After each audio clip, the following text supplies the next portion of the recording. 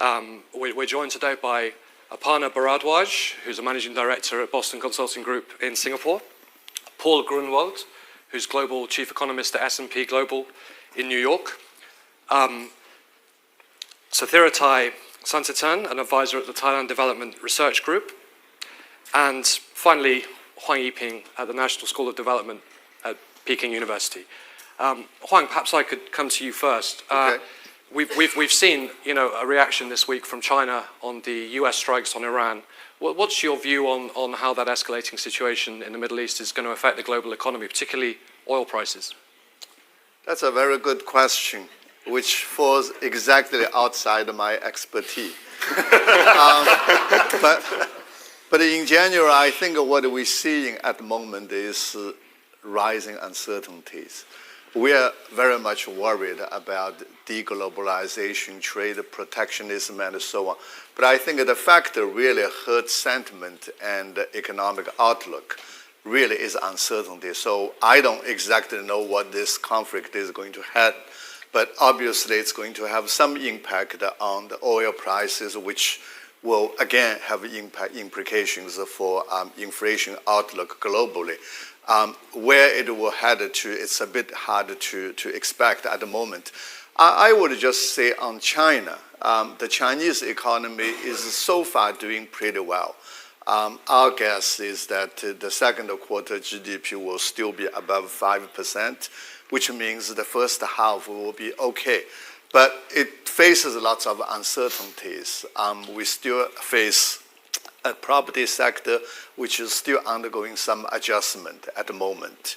And we obviously also face very uncertain outside world. In fact, if you look at the first couple of quarters, and you find some of the real indicators like exports and production, and so on, they're doing reasonably well. And so I think the economic activity as a whole still remain quite resilient, partly just to reflect the policies the government introduced, especially on consumption. But if you look at a number of other indicators, I think we should be mindful of the potential risks possibly caused by uncertain environment. So for instance, PMI has been in the below 50 area for 2 months. CPI is slightly negative at the moment. You look at the private sector investment and also the unemployment rate. These numbers look relatively weak. So I think we need to watch out what happens in the coming quarters. On the one hand, it really depends on what happens to the global economy and the policy environment, the U.S. trade policy, and the conflict you just mentioned. But at the same time, I'm sure the Chinese government will probably take further actions to just make sure the resilience of the economy continues. Paul, what's the view from the U.S.? The view from New York. Well, thanks very much for having me here. Let me agree with Yiping off the bat. I think the conflict with Iran and Israel just adds to uncertainty. Uncertainty has been the theme this year. It's mostly been trade policy uncertainty coming out of the U.S. But we haven't seen the global recession that a lot of people were forecasting. We definitely see activity slowing down, and that kind of makes sense, right? If you've got a high level of uncertainty, firms are reluctant to invest, consumers are reluctant to spend. We've seen some closure in markets like M&A and some of the spec grade markets that we follow at S&P Ratings. In terms of the U.S., we had a lot of crazy numbers in the first quarter as people tried to get ahead of the tariff. So in the U.S., we had this surge of imports, which actually dragged GDP growth negative for the quarter. It was 0.2 in Q1, but we think a lot of that's going to reverse. The U.S. is tracking 3 to 4% positive growth in Q2. So if you take those together, growth is kind of 1.5 to 2. So we're slowing from last year. It's certainly not a disaster. And then other countries, China, maybe Ireland's an interesting example that we're trying to front run the tariffs with exports. They had a boost to growth. But I think to wrap that up for us, it's really all of this uncertainty around policy, which is kind of pushing down growth. And until we get some relief and some clarity on U.S. tariff policy, I think those downside pressures are going to continue. I mean, just coming to the trade war, which has de-escalated slightly in the last month. We have this kind of fragile truce currently struck in London this month between Washington and Beijing. Santi, can I just come to you and ask your view on, it's a difficult question, whether you expect that truce to last? Well, yes, another difficult question, fall right outside my expertise as well, just to quote Prof. Wong. But I think it marks, I think I agree with both speakers, that it marks shifts in the thinking, coming from the policy investment kind of perspective. We're shifting from the kind of just-in-time economy to just-in-case. We're shifting to the world where we base everything on efficiency to optionality and security. And that means this is going to be a period of prolonged uncertainty that we have to live with. It's not just be a period of uncertainty, volatility, whereby some negotiations get done by early July and then we have certainty. No, it's not going to be like that. It's going to be extended even where the agreements have been achieved. It's more of a framework to continue to negotiate. So there's been a lot around uncertainty in trade policies that drag on, I think, months, years. And I think another important shift that we have to look at, especially as smaller countries, small open economies, is that you want to look at the second round impact of this as well. Most of the focus right now is really how much your tariff is going to be, who's going to get a better deal, and whatnot. But later on, there's going to be a second round impact of this, where every country adjusts to the new trade environment, trade regime. What that means is if you look at the US, which I think accounts for something like 15% of global imports, right? If there's demand in the world is smaller, then there's going to be extra capacity products, glut, that need to find some market to go. So everyone's going to be looking for new markets. Everyone's going to be finding a place where they can export their products and dump on some of this extra capacity. So there can be flooding of goods. On one hand, it's going to be positive for the consumers because things are going to be cheaper from consumer products to commodities. On the other hand, the SME is going to be badly affected because the margin is going to get squeezed. And this is second round impact of greater competition that's happening more generally that you have to watch out for. And this is going to drag on as well as firms adjust. So you can't just look at the first round impact, which there is already a lot of uncertainty, but there's added layer of the second round as well. Aparna, if I could come to you and just switching from an economic lens to more of a business one, and we've heard about SMEs there. Singapore's really, in the heat of the action in terms of trade, in terms of business. What is the view from Singapore on this de-escalation in the trade war? No, absolutely. I think a few things too. So first, to connect to what Santi just said, I think one of the learnings of the last 1 month has been that the two top economies of the world are more codependent than we imagined. And I think that's a good thing. So the business community is looking at that with happiness, to say that China and US are actually more dependent on each other than we thought. There are multiple points of dependency, not just on trade, and that means that both sides have a need to find a resolution, have a need to find ways to work with each other. So that's good news. I think from the business community, and I think Singapore is I would say I use as a surrogate for a neutral third party looking upon global affairs, and that also is true for most countries of the global south. There's 130 countries of the global south, all of whom, didn't create any of this, but are obviously living in a context that is determined by multipolarity. So for them, I think there are possibilities for caution, and there's a lot of volatility to navigate.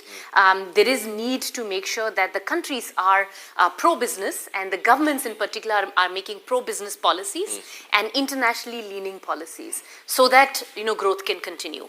On the other hand, there's also opportunities for the countries and the businesses. One big area of opportunity is the global south itself. There are 130 neutral countries that are willing to do business across geopolitical fractures and are open for business. And many of them are run by leaders who are, relatively speaking, internationalists. So I think I do look forward to opportunities in the global south.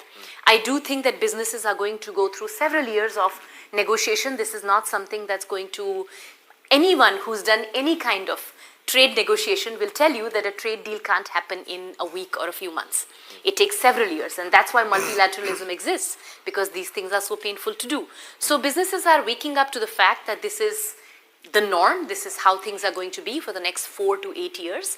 We need to plan for it, and they are investing behind capabilities there, investing in trade compliance capability, investing in people who understand customs and border control and legal and regulation, and are able to navigate and even lobby with governments to sort of get the right business context. So many changes going on. Thank you for that. Paul, just to come back to the problem of economic forecasting, difficult at the best of times and particularly difficult this year, as we all know. Even if we do have a truce that lasts between the US and China, we do have this environment under the second Trump administration with higher tariff rates. Yeah. It looks like globally we have July the 9th, a big deadline for this 90-day pause. How is the global economic outlook going to change against that backdrop? Yeah, well, forecasting has become slightly difficult, to make an understatement, this year. We've basically kind of given up forecasting on the back of every policy announcement, so we've moved to ranges. But it's really a view, if you're looking out, let's say 3 to 5 years, which is the forecast horizon for us, you really need to take a view on whether the tariffs are a feature or a bug of this administration, right? Is it going to be constant negotiation, and is this uncertainty going to be overhanging?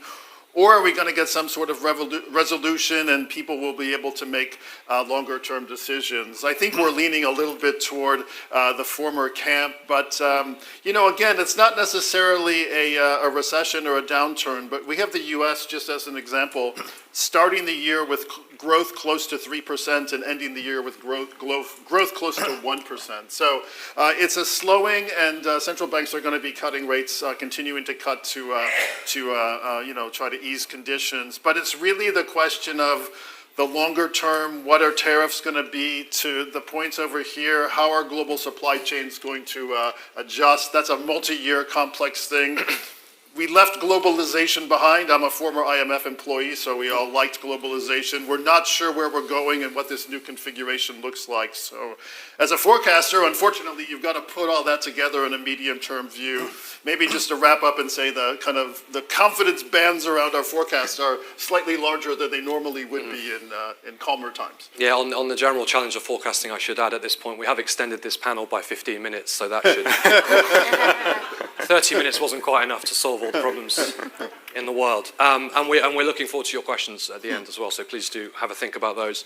Huang Yiping, I'd just like to come to you on a slightly different question, and the question of fiscal policy globally. We see a lot of pressure on China internationally for more stimulus, and it's always difficult to generalize, but there does seem to be some expansive fiscal pressures globally. How does that factor into the way you see coming years? Well, my view about the fiscal policy is you needed to divide up for the short-term purpose and the longer-term purpose. For the longer-term, economists have kind of like a view that you need to discipline the government, because otherwise you're going to face some sustainability question. I think many countries in the world face this problem. But if you are in a crisis or in a near-term significant downturn, especially, you probably could include a situation like today. If whatever outside uncertain factors cause downturn of the domestic economy, I personally would be very much in favor of active fiscal policy, because only if you try a fiscal policy expansion, you can stabilize the economy. You could actually, in turn, to have the room to restore the fiscal health. So at the moment, this is not something that I would worry too much. But the longer term, you need to be careful. If the government runs out of the capacity to repair the damage, then it will have a huge negative impact on the economy. Some of you probably noticed around the end of September last year, our fiscal policy turned much more aggressive.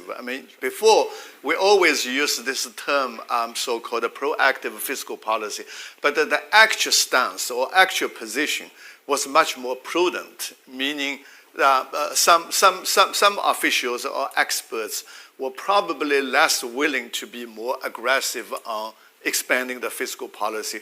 But things turned, I think, during the fourth quarter of last year, and that's partly why the economy turned around quite drastically. So I think there is still room for fiscal policy expansion, but the longer term, obviously, we still need to be mindful about fiscal health. Thank you. Just to follow up on the question of fiscal policy, Aparna, how do you see fiscal policy in terms of the business outlook? Is an expansive fiscal policy environment good or bad for businesses globally? So I think businesses are expecting to lean on economic statecraft to a certain extent. I'll expand it even beyond fiscal policy. So economic statecraft was something that was over the 30, 40 years of globalization that we had was slowly on the downswing, because the idea was that governments provide an environment where businesses can thrive, and that's good. And of course, business and government have a relationship and a partnership, but governments don't need to dictate the context too much. Lately, everywhere in the world, and I know US gets a lot of messaging around that, but all around the world, economic statecraft is on a rise. That means governments are intervening not just with fiscal policy, but with incentives, with investment screening, with giga incentives to drive tech, AI, etc., and of course with tariffs. So economic statecraft is on a rise. Now, businesses are in a range of spectrums, and obviously, as all business leaders, if it suits you, then you're all praises. If it works against you, then you want to make it stop, right? So that's just how businesses think. But overall, I think businesses in Europe as well as across the global south are asking governments to do more to help them be competitive in this environment. And so even in Europe, if you look at the Draghi report, the discussion was around investing more to drive innovation, to drive technology superiority in AI, and really help catch up, Europe to catch up. Second, businesses are asking for simpler regulation. Now, that's a tough ask right now, because if I was predicting, I'd say in general, the world is going to more complex regulation, because tariffs require countermeasures and measures and exemptions, and that makes more paperwork. But businesses are asking for relatively simpler regulation to the extent they can. Third, local businesses in local markets, in India, in China, in Europe, are saying, help me compete globally.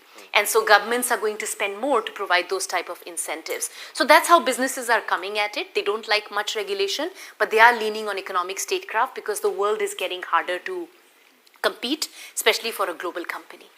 Santi, you've got if I like to perhaps connect the two questions that you asked, because I thought it's really interesting question.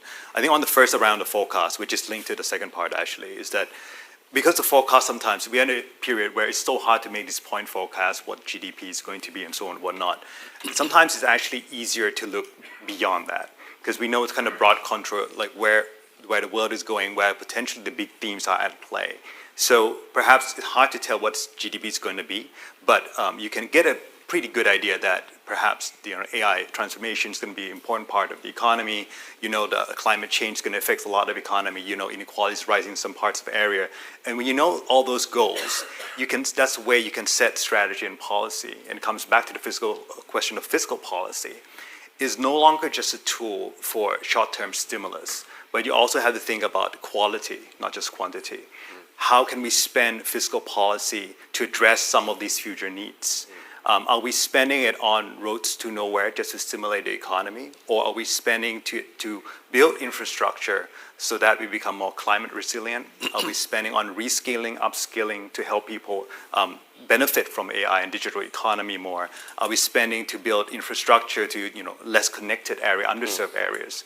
Because these going to create extra capacity, productivity in the long term. So I think that's increasingly the lens the policy is going to be judged. It's not only just a short term to get by, but if we are entering a new world, how much of these policies and spending is really towards readying the countries, the organizations for the future.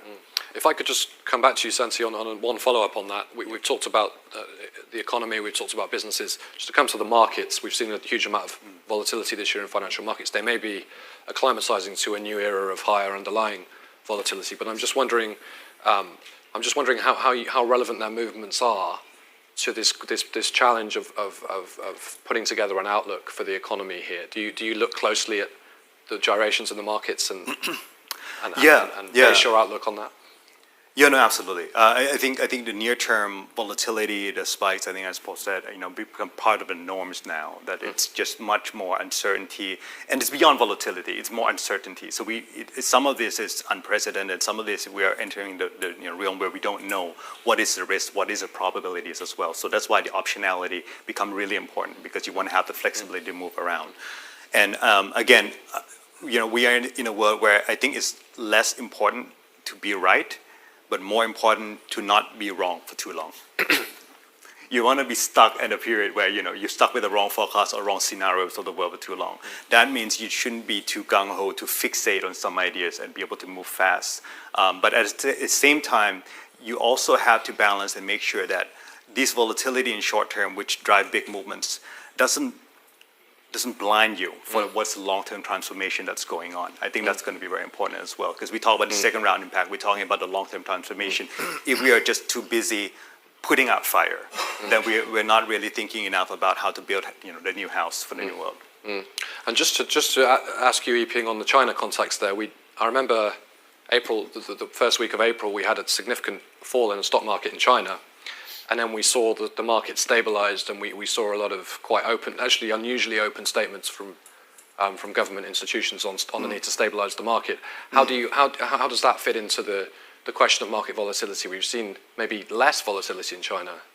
Well, I think the government certainly played a significant role, but I think the main reason is related to uncertainties. I mean, we all know why the market became so volatile in early April. But what followed now, on the one hand, as I said, the second quarter GDP economic activity looked pretty resilient, whether you look at the real indicators and so on. So that, on the one hand, certainly calms down the market and the economy. At the same time, we are seeing some progresses in negotiation between the two countries. We don't exactly know yet how it will play out, but I think market participants start to feel that there is a hope that we'll see some kind of agreement in the coming months. On the other hand, as we economists always say, bad policies are very bad, but uncertainty is even worse. So I think if we make significant progress in negotiation and settle on something, eventually I think the market can absorb. Thank you. Can I jump Paul, in? please. I think that, to that point, the markets actually play an important role in all of these tariff negotiations that are going on. True. We've seen very clearly that when the tariffs are announced, the markets tank, and then when the tariffs are paused, the markets go up. So if you think of the markets as kind of big information and opinion processing machines, they're sending information to policymakers, and I think it's pretty fair to say the U.S. government is at least partially reacting to what's going on in the marketplace. So, that's part of this mix of the policy, the market reaction, and everything else. And that's, in a way, kind of steering the result. Hopefully we get to a good result where we get some stability around tariff policy. But there's a really important role for the markets to play here. I remember an American friend once said to me that the stock market is China's biggest ally. The U.S. stock market. In this game. In this game. Just clarify that. Yeah, the U.S. stock market is China's biggest ally in this policy game.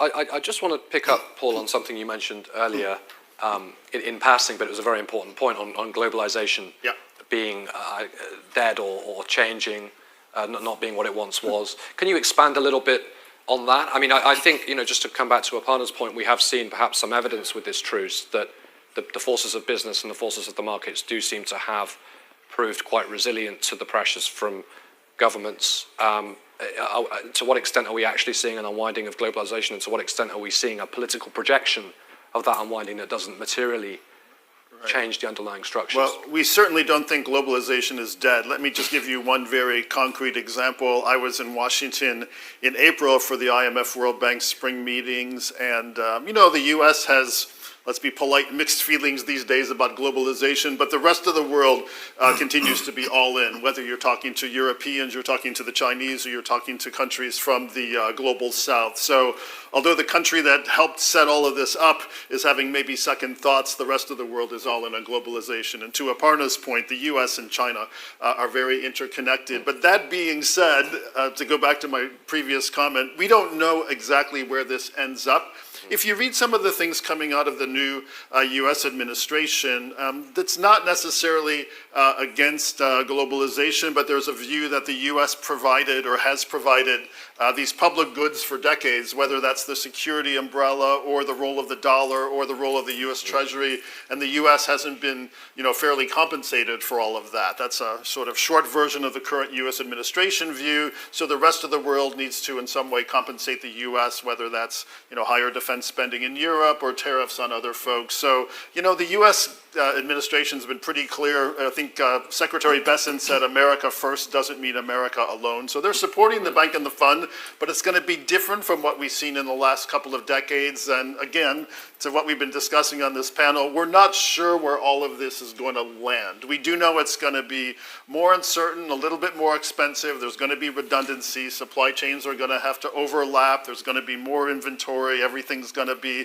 a little bit less efficient than it used to be, but I think we're still going to be in a globalized world. Could I add Please, to that? please. So the reason I felt compelled to add is I run the globalization practice at BCG. So every day we are like, is the practice relevant? It's an important question, existential it's for us, relevant. right? For us for 15 years. But my view is, I think globalization will remain, but the blueprint is going to be completely different.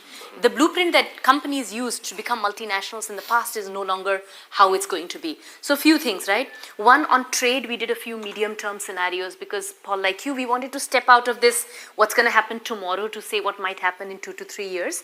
We think the world is going to come into either a global managed trade or a multipolar trade world, right? Where you'll have a series of almost a patchwork of bilateral, multilateral, regional treaties, and businesses are going to have to navigate around it. So that means businesses can still do trade across boundaries, but will need to learn how to navigate more complex regulations than what the WTO had set up over the last several years. So they need to have the muscle to do that. Second, you cannot have the same operating models that you used to have in the past. So MNCs are coming to realize that across multipolar fractures, they can't operate the same thing. They need to think about the role of the center versus what the countries are empowered to do. They need to think about how they use local partnerships to get the license to operate in certain countries. They also need to have a way by which they can set up technology and infrastructure across these fractures. So I think globalization will continue. The businesses and most countries of the world are deeply committed to globalization, and they get their license through economic growth, which is connected to globalization. So governments want it. But businesses are going to learn to have to operate across countries in a completely different way. So the old template won't work and a new playbook is needed. And I think that's the tension that we are seeing right now. Santi. Just weigh on this question. I think I have this hypothetical kind of scenario, situation.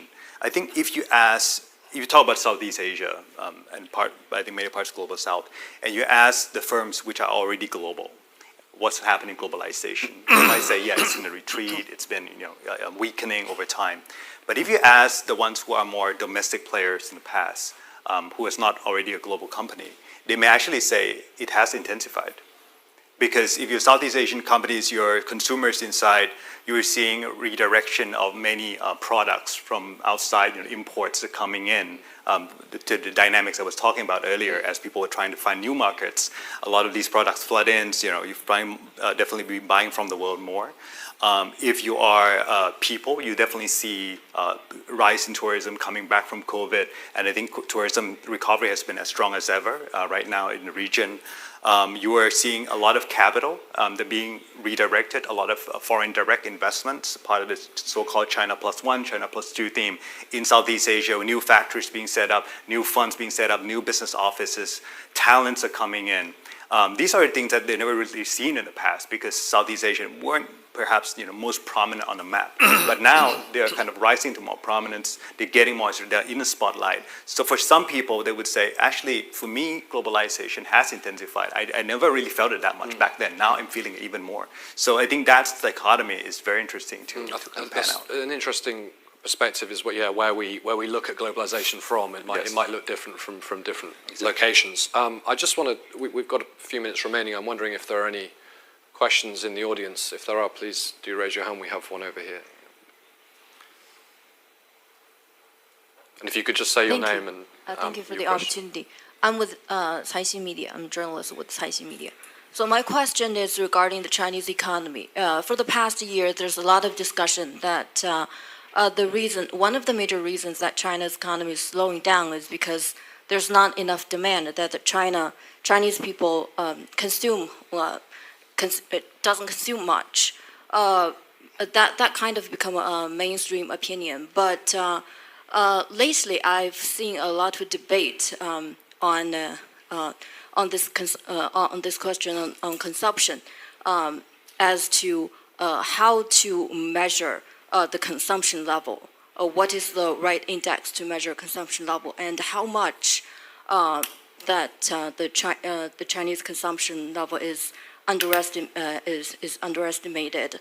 I think Professor Huang must be familiar with this. So my question is how much China needs to consume more. Well, I read the articles, a couple of articles, and I think there was a good point in the sense that some of the consumer spending items were not appropriately valued, and others were probably not incorporated in statistics, which probably means the official consumption ratio at the moment is a bit underestimated. But I would argue, and I think most of these authors also agree, that we still have an underconsumption problem, partly because you just show the overall problem challenge we're facing is we produce more than we consume. So whether that's sufficient or not, I think that is an issue we need to rebalance. So this is why I think boosting consumption is still a big challenge, partly because the global external market is less open as before. But we should also recognize that China now is a large country. For a large country, you can't continuously export your excess capacity, which means that's why I think the policy priority now is first to focus on domestic circulation. So I think these authors, the pieces of evidence provided were pretty convincing. But that doesn't change the story that we still need to consume more to bring a more balanced economic structure. Thank you. I think we have a few questions in the front here.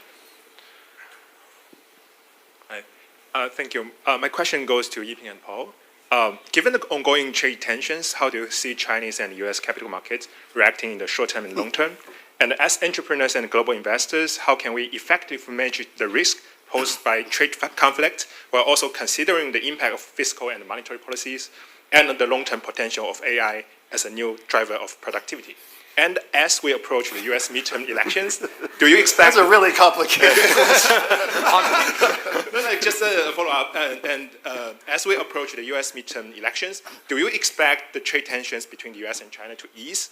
Or will this conflict continue to shape capital markets and global trade in the near terms? And additionally, do you think China will accelerate its pace of opening up to the global market in response to this dynamic? Okay, I'm sorry. I'm going to have to pick one question from those five, and I'm going to redirect this. I'm going to redirect this to Paul because he's flown in from the US. The US midterm elections. I mean, the US elections are always very significant. Paul, what do you think about this question about US midterm elections? Yeah, well, the rule of thumb in the US is that the party in power usually loses seats. So whether it's a Republican or a Democrat, the midterm elections usually have some rotation away from that party. I'm not making a forecast about what happens next November, but the economy is also important, right? So if the economy is still doing well, maybe that reversal effect is weak, but if the economy starts to really go south, we get a bit more. But right now, the sort of general thinking in the US is that the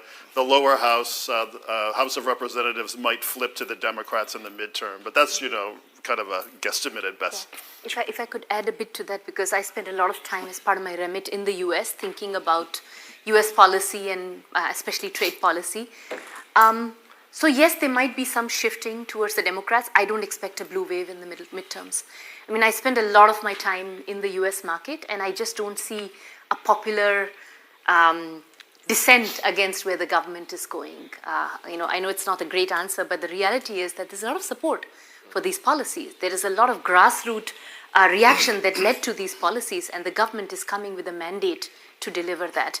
And now, some of us may agree with it, some of us may not. Not all American citizens agree to it, but the truth is that there is a backing of an ideology which has led to this policy, which has led to the economic aspects. So I don't expect a massive swing, and I do think that overall, if you, right before the US election, we prepared 6 policy levers, and we said that if there is a Trump administration, these are the 6 policy levers that we expect to happen.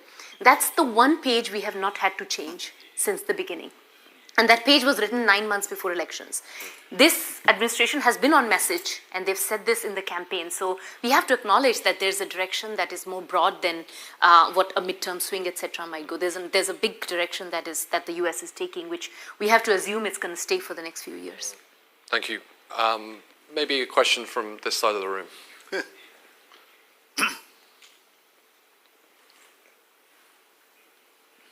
Thank you. This is a question from Taos China Morning Post. So this question, I think, goes to Paul. So how do you view the future economic landscape between some superpowers, especially China, US, and the EU, as we are now seeing a temporary truce in the Sino-US trade tension, while the EU is now restricting Chinese companies from major public medical equipment purchasing contracts? And that's after the hawkish remarks made by its chief official of EU in the G7 summit. So I'm just wondering, how do you view the future development between the economic ties between the 3 superpowers? Thank you very much. Yeah, that's a great question. I'm going to give you a short answer. At a very high level, the US, China, and the European Union are kind of the 3 poles of the global economy. They're all roughly 20% of global GDP. With the US at least partially pulling back, it's an opportunity for Europe. And we mentioned the Draghi report already, and we have the release of the German debt brake, where we're going to see more expenditure around infrastructure and defense. So the question is, there's an opportunity for the European Union to kind of lift its game, maybe do some capital market reform and get the euro more on a par with the dollar. But there's kind of a structural opportunity for Europe here, and I think we've got that partially built into our forecasts, and a lot of luminaries have been writing about this, but I think that's a super interesting structural issue to watch over the coming years. Could I just come to you, Santi, on that question as well? I mean, Southeast Asia, there's been some indication that economies there might have benefited from these tensions between the US and China in some respects. How do you see that developing? So I think that has already been true for the past kind of 5-6 years already, and I think it's probably going to continue. That you see a lot of this kind of shift in globalization, both in trade, in capital investments, in talents coming to Southeast Asia as a region, and also in many ways, this geopolitical environment are bringing these countries closer together as well in terms of collaboration. So I think that is likely to continue. It would change somewhat depending what the final tariff numbers look like, but I think generally the region is on the spotlight more than ever. But there's kind of pros and cons of this. On one side, you're getting more capital, you're getting more talents. On the other side, there's also greater competition for the resources, for the people, for the markets inside the economy. And if I could also add to the Europe piece just now, I think the reconfiguration of the global alliance is going to be very interesting as well, because I think it's an important opportunity for Europe, as you have mentioned. And this is a time when you also find the unlikely alliance or non-traditional alliance. You can see greater collaboration, integration, and trade pacts coming, for example, if between Asia, Southeast Asian economies, and Europe, we're coming closer together. That's going to form pretty big markets. Things like this may not happen normally, but in this situation, anything is possible. So I think that's another exciting area, but you start to see this new kind of growth engines coming together. Thank you very much. Not to put too much pressure on the audience, we've got time for a couple more. Has anyone got a question about something we haven't talked about yet? Not related to US, China, not related to any of these topics. Put your hand extra high if you do, maybe at the front here. Thank you so much. And I have two questions for you. Just one, I'm afraid. Okay, sure. I'm going to have to ask you to pick the best one. So traditionally, especially for those export-oriented countries, they use the strategies such as building coalitions, diversifying the trading partners, or establishing the new international or intergovernmental organizations to address the problems of protectionism. But do you see there is a new trend, or there are any innovative way for you to address the protectionism, and if there is any change in the trade negotiation strategies facing the protectionism now? Aparna, perhaps I could come to you on this. Yeah. So I would actually say there's a bigger bucket than protectionism, which, as I mentioned earlier, is economic statecraft. And honestly, businesses have a way to call it protectionism if it bothers them, and to call it welcome incentives if it helps them. I mean, businesses change, right? So it's called protectionism if it works against me, and it's supportive government policy if it works for me. So I do think that there is a shift in the way businesses are expecting economic statecraft, right? On one hand, businesses are expecting giga incentives, and this didn't only happen now. Even in the Biden administration, if you remember IRA, CHIPS Act, these were mega incentives in trillions of dollars, of hundreds of billions of dollars, to boost certain industries, to bring US competitiveness back in semiconductor, etc. So I think all governments, major governments who can afford it, are going to give giga incentives to their businesses to boost sectors that they consider are of national importance.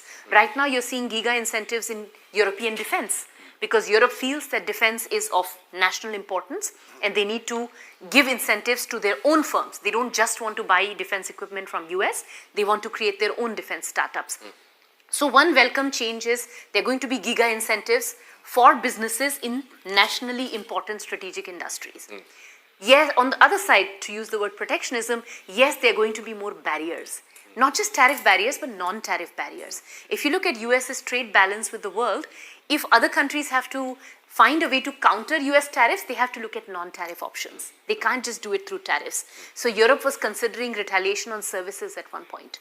Other countries are considering non-tariff limitations on investment screening. We're going to see a bit more of that. And then with that comes exceptions. That means governments are going to say, okay, you would like to invest in my country, create jobs in my country, I give an exception to you. So BYD in Hungary, for example, right? I give an exception to you. And then those exceptions are going to create workarounds in this. So one thing that I often say is, I grew up in the 80s in India, and in India we used to have this idea of license Raj. What I tell my clients is license Raj is coming to the world, and businesses need to learn how to cope with all this complexity. That's something we can take as a given.